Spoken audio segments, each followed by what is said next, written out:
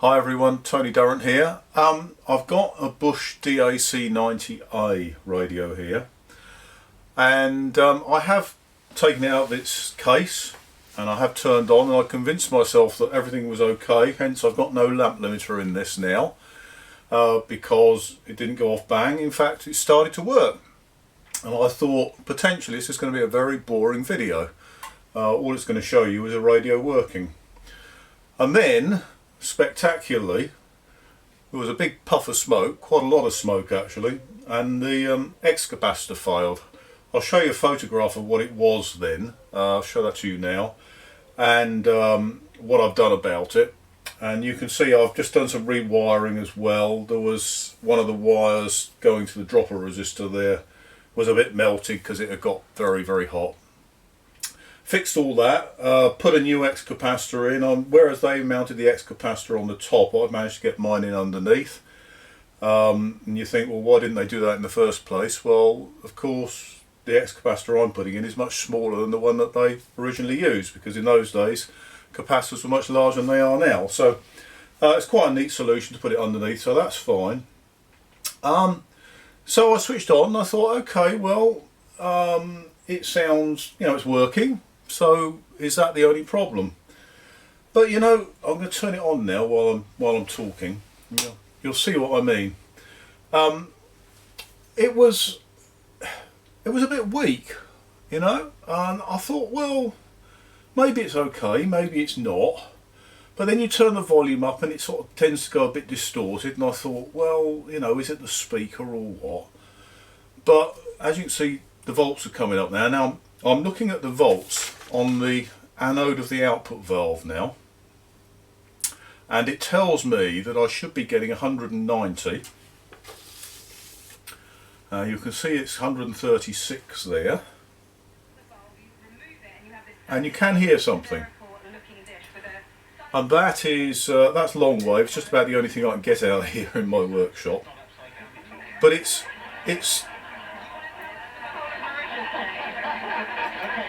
can you hear it? It is distorted. It's not good, and it's well down in volts. It should be 190 volts and not 134. So I need to look at that. So I suspect that something is taking more current than it should do. So I'm going to have a look and see if we can find out how much current is going down the output valve.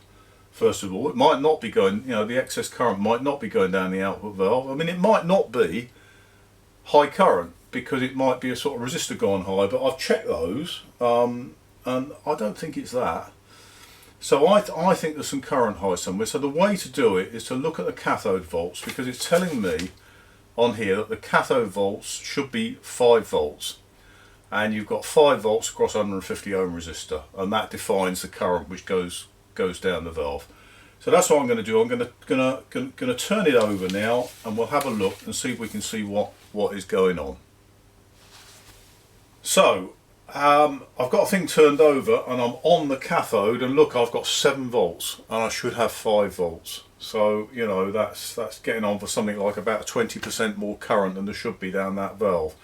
What we now want to do, having seen that, is what are the grid volts? Now I've just got to find that. That's the junction here, because this should be pretty much naught. And again, that's 7 volts. So I am suspecting the coupling capacitor C18 has gone leaky. Now that's what I'm going to try and change it next. I don't know if you can see this, but it's that one there, 10 nanofarads, and it's full of these waxy capacitors, and it was a waxy one which was the ex-capacitor that died. So I think I'm going to change that, and if it solves the problem, then I think I've got to do some more checking to see what the rest of it's like. Well, I haven't changed the capacitor. What I've done, I've just cut it out, just disconnected one end of it. Don't know if you can see it, but as the volts are coming up now, it hasn't made the slightest bit of difference, which is a little strange. It really is. I'll just show that to you. I don't know if you should be able to see the meter there. Let's just have a look. So I'm still monitoring the cathode voltage there.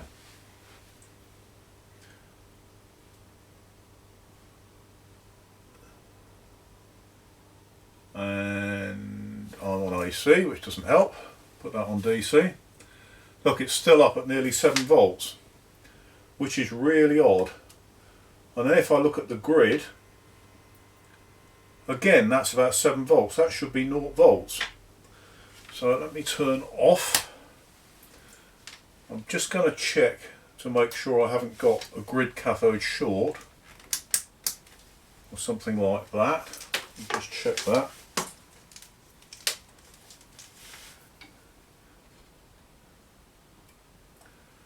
And I haven't.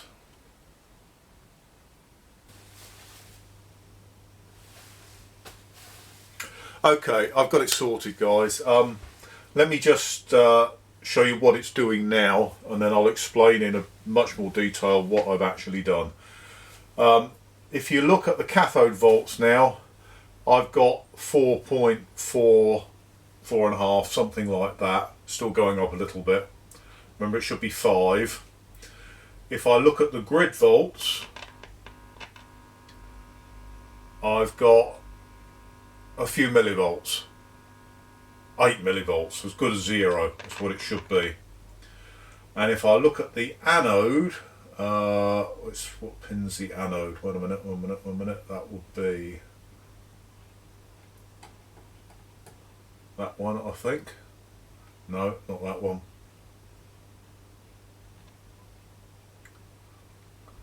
That one, it's 170. So it's much higher, but it's not quite at the right voltage at the moment, and that, I believe, is because the scale lamps have gone open circuit. What they do, they put a resistor across them so that the thing will carry on going if the scale lamps are. So it will bump it up a little bit. It probably won't quite get all the way, but it's good enough. Right, now let's just listen to it. Go ahead 24 hours. The first passengers will be turning up at Changi Airport to check in. Much better.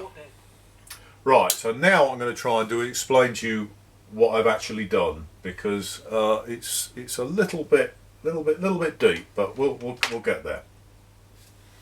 Right, I've zoomed up a little bit more so you can see what I've done. You see there's a few changes I've made around here. First of all, that's the new capacitor, because the old one, alright, it was okay, but I snipped it a bit short, so I just put a new one in.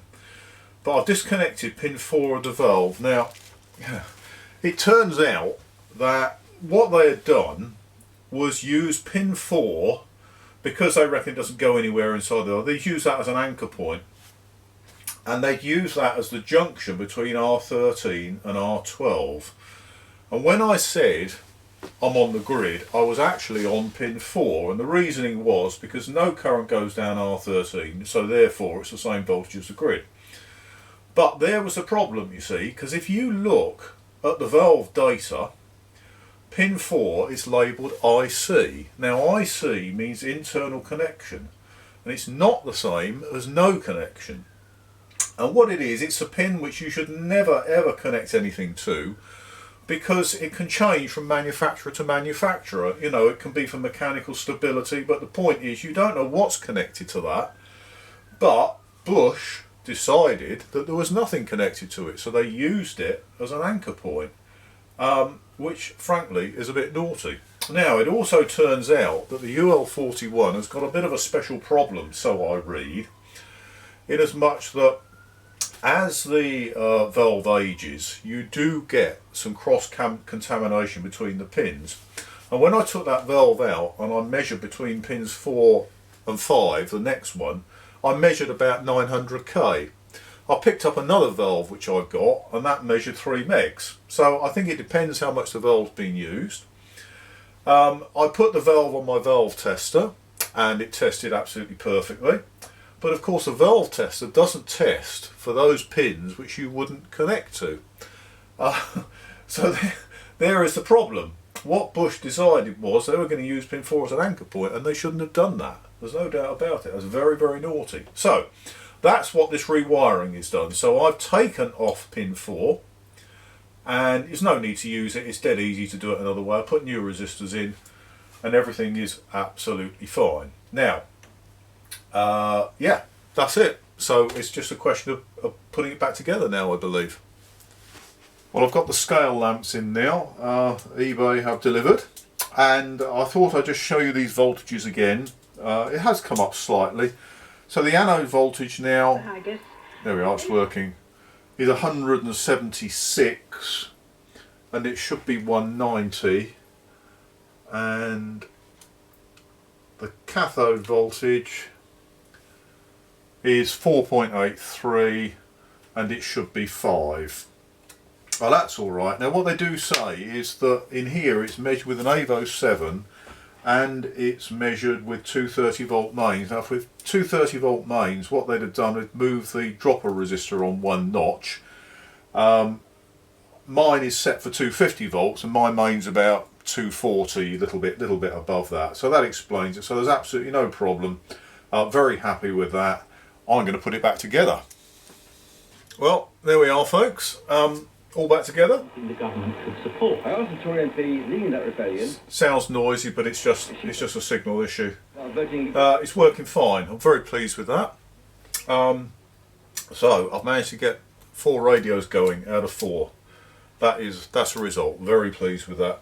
Just aside, I was just looking at the service sheet. This is worth reading these things because they're quite interesting. And let me just find it. Yes. Came out in February 1950. £12 1 shilling. £12 1 shilling and 8p if you wanted a brown one. £12 16 shillings and 9p if you wanted a cream. All right, so cream was luxury. Anyway, the point is, how much do you think £12 16 and 9 is worth? Was worth in 1950. The answer is about 430 odd pounds. Quite a lot of money, but there we are. Times have changed. Anyway, I will be making some more videos. Do communicate with me if you like this. Let me know. If there's something you want to know about, let me know. But yeah, I will be making some more videos. Alright, so see you soon. Cheers.